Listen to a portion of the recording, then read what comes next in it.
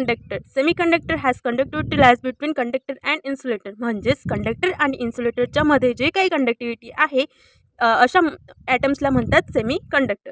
आणि सेमीकंडक्टरमध्ये काय आहे, फॉरबिडन एनर्जी गॅप आहे तो काय आहे, स्मॉल आहे. बघा डायग्राममध्ये पाहू शकतो आपण, हे काही फॉरबिडन एनर्जी गॅप आहे तो इन्सुलेटरपेक्षा कसा आहे, स्मॉल आहे. 2 इलेक्ट्रॉन वोल्ट्स आहे. Conduction valence band and conduction band. Okay, so at room temperature semiconductor act as a insulator.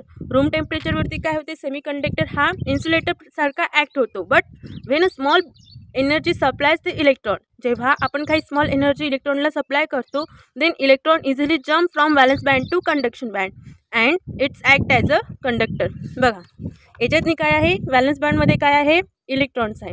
हे इलेक्ट्रॉन्स काय असतात, ॲट रूम टेम्परेचरवरती इन्सुलेटरसारखे ॲक्ट करतात. बट जेव्हा आपण याला थोडीशी एनर्जी देतो, हीट देतो, तेव्हा हे इलेक्ट्रॉन्स काय होते, कंडक्शन बँडमध्ये ट्रान्सफर होते आणि मग नंतर ते कंडक्टरसारखे ॲक्ट होते जेव्हा आपण त्याला टेम्परेचर देतो किंवा हीट सप्लाय करतो किंवा एनर्जी देतो.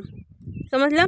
मग हे बघा, सेमीकंडक्टर रूम टेम्परेचरवरती इन्सुलेटरसारखं ॲक्ट होते आणि जेव्हा आपण त्याला एनर्जी सप्लाय करतो तेव्हा ते कंडक्टरसारखं ॲक्ट होते, म्हणून याला म्हणतात सेमीकंडक्टर. ओके, याचे एक्झाम्पल असते सिलिकॉन. तुम्हाला माहिती असेल तर सिलिकॉन कोणी सोलर प्लेटमध्ये यूज केले जाते.